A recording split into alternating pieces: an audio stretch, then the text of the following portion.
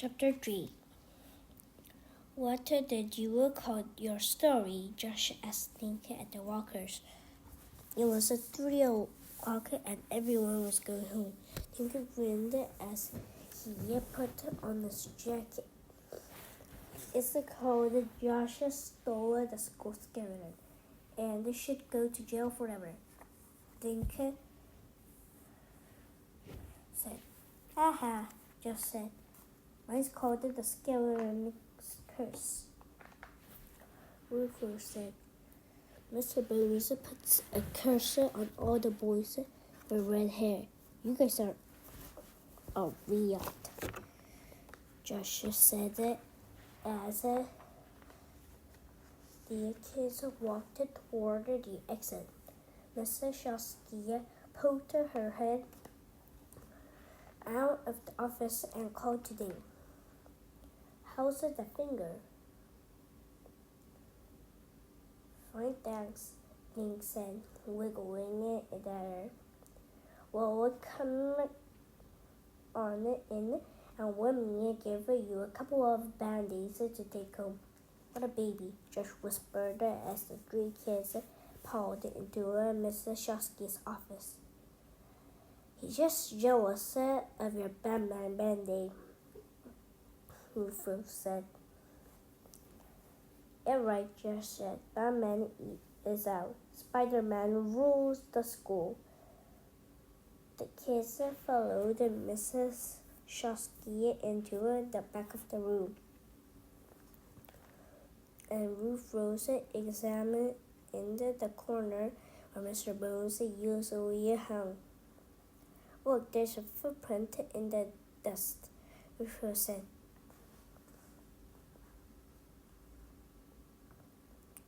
Mrs. Shosky and Dink walked over to look. It looks like a sneaker, Dink said. See the zigzag tread? It's the left foot, Joshua pointed out. An adult size, Rufus said. Maybe the thief made this footprint when he lifted Mr. Bones off the hook, Dink said. Could be as sure as my footprint, Mrs. Shosky said, holding her left foot up. Her white nurse shoe was shorter, and the thread on the bottom was different. Where are the teachers in here this morning? Rufus asked Mrs. Shosky. Not that I know of, the nurse answered. After I got here, I went to the teacher's lawn to make coffee. I came back at 8 o'clock, but I didn't even look at Mr. Bones. So whoever to Mr. Bones had to do it between 7:30 and 8, right? Josh. Asked Josh. Mrs. Shosky shook her head. Nope, I was in and out of here all morning, visiting in the first and second grade rooms. Anyone could have taken Mr. Bones any time before 10 o'clock. When Dink came in with his paper cut, just then there was a soft knock on the examining door room. Excuse me, but can I sweep this room now? Someone said. It was Mr. Neater with his broom. Hi, Tom. Come in, Mrs. Shosky said. Could I make a drawing of this footprint before you sleep? Josh asked Mr. Neater. Sure, I'll start in front of the office, Mr. Neater said. And we should measure it, Rufus said. Mrs. Shosky gave Josh a paper and pencil. She handed Rufus a ruler. Josh made a quick sketch of the print. Be sure to get the zigzag pattern.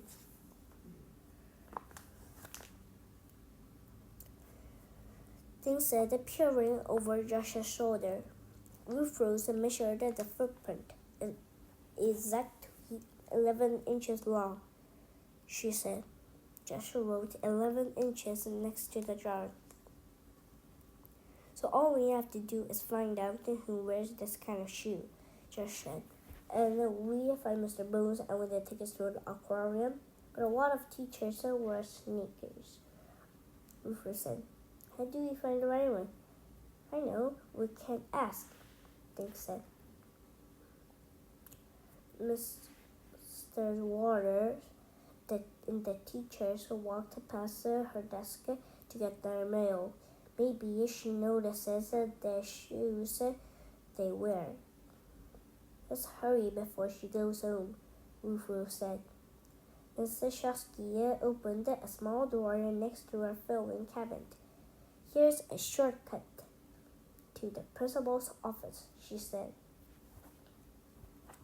Sure enough, when the kids walked through the door, there was Miss Waters at her desk.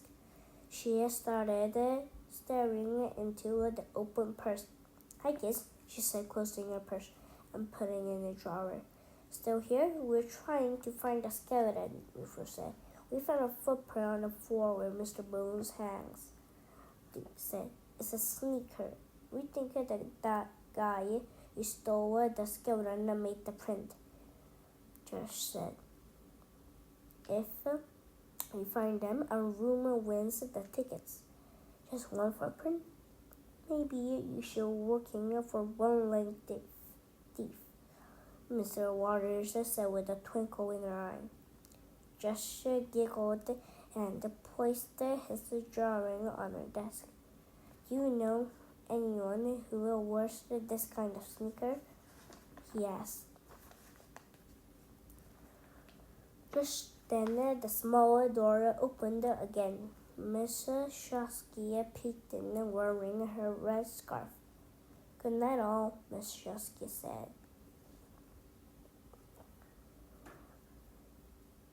Happy skeleton hunting, kids. Night, Charlie and Mr. Waters. The doors closed.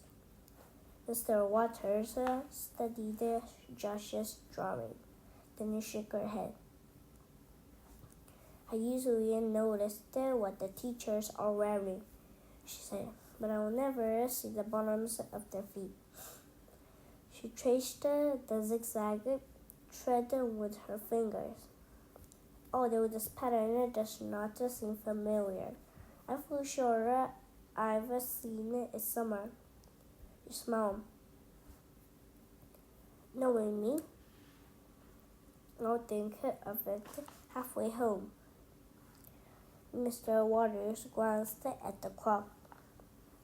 It's the time to leave me, she said, heading toward the coat closet.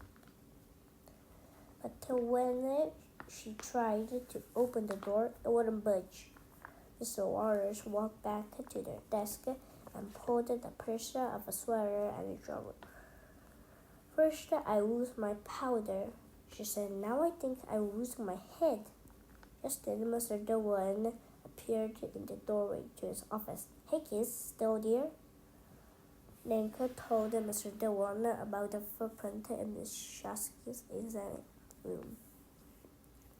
Joshua showed him his drawing. We think the thief was wearing the sneakers like this, Rufus said. Well, that leaves me out, Mr. Dillon said. He raised one foot and showed the kids the smoothest sole of his shiny tassel loafer. Me too, Mr. Waters said. She pointed a small, high-heeled shoe at them. The footprint is twice as big as my feet. Chapter 4. As the kids walked home, Josh studied his drawing of the left footprint. How can we find the guy who wears the sneaker? He asked. It could be a woman, Rufus said. Joshua turned and grinned. What about Miss Eagle? He asked. Maybe she stole Mr. Bones. Rufus laughed. No, her feet look as small as my mom's. she said. My mama wears 6 sizes. Let's go to my house and make a list of all of the grown-ups at the school. Dinka suggested. Then we can figure out how to check their shoes. Why don't you go to your house and make a snack? Josh asked. How about a turkey sandwich and apple pie with vanilla cream, ice cream on top? How about guinea pig food? Dink said. And she and Dink found a plate of cookies and a note from Mom saying she was on shopping. The kids walking up to Dink's room with the cookies and Josh's drawing. Dink handed Ruth Rose a pad. While she wrote, Dink went to his dad's closet and found a pair of sneakers. In the bottom, he found a circle with the size of 10 and stamped inside. The circle was size 10 stamped inside.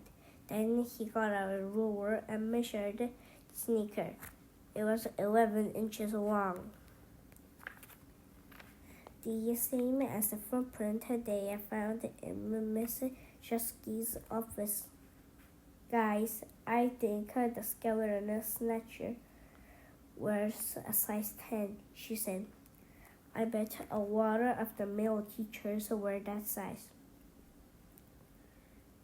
Josh said. Ruth Rose showed them the list. I got 13 people, she said. Did you count Mr. Dewan and Mr. Nieder? Ding asked. Ruth Rose nodded. Yep. All the adults who work at the school. We can cross out 5 names, Josh said. Mr. Eagle and Mr. Waters and Mrs. Shusky have the smaller feet. Mr. Dewan was wearing loafers today. Who's the 5th? Dink asked. The custodian, Mr. Nieder, Josh said. Why cross him off? Ruth Rose asked. He wears sneakers. Josh laughed. But they're the biggest sneakers I've ever seen. I think he wears about a size of 13. Ruth Rose put an X in front of the names of 5 people Josh had mentioned. Dink looked at the 8 remaining names. 4 women and 4 men. He said, dropping a hunk of cookie onto his guinea pig cage. Do you think one of them took the skeleton? Want me to find out? Josh said. Check the shoes against my drawing. How do we do that? Dink asked. Josh told them about the footprint we found and asked them if we can measure their feet and check the threads of the sneakers.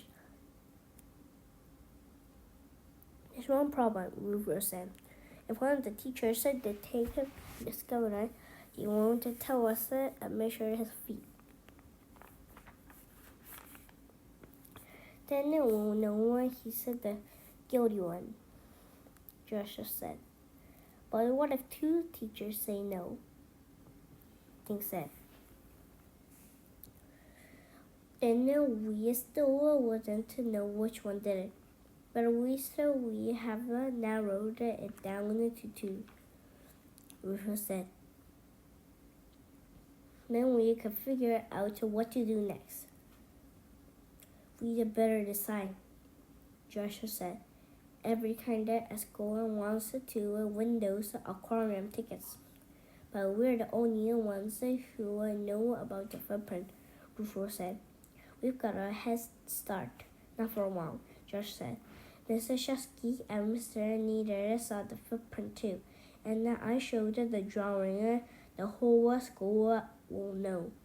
Okay, let's talk to the 8th teachers tomorrow, Dink said. He put notes in their mailbox, Rufus suggested. Great idea, Dink said. He sat at his computer and Josh and Rose gave him suggestions. This is what they came up with. Dear Blank, we have a clue to the mystery of the missing skeleton. May we talk to you today? Please check yes, Blank, or no, Blank, and put this in Mr. Eagle's mailbox. Thank you. Signed, Dink Duncan and Josh Pinto and Ruth Rose. Halfway. Dink printed 8 copies. Using Ruth Rose's list of names, the kids addressed the letter to each other. What shall we do it? Dink said when they were finished. We will ask Mr. Waters to put them in the mailboxes tomorrow morning. And by the afternoon, our class will have the tickets to the aquarium, Josh said, grinning at his friends. Don't get your hopes up again, Josh, Rufus said. Why not? If we find the right shoe, then the person who took Mr. Bones, right? So we'll win the tickets, right? Rufus shook her head. Wrong. We have to find the skeleton to win the tickets, she said. While we're running around the measuring people's feet, some other kid might find Mr. Bones.